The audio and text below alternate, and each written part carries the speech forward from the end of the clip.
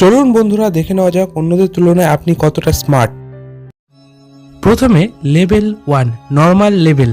3 সেকেন্ডের মধ্যে বলুন কোনটি আলাদা। এই যে এটা যে পেরেছে সেই শুধুমাত্র লাইক করবে। এরপর দ্বিতীয় লেভেল মিডিয়াম লেভেল। 4 সেকেন্ডের মধ্যে বলুন কোনটি আলাদা। এই যে এটা যে পেরেছে সেই শুধু সাবস্ক্রাইব করবে। এরপর তৃতীয় লেভেল, এটা অনেকটাই হার্ড লেভেল। 5 সেকেন্ডের মধ্যে বলুন কোনটি আলাদা।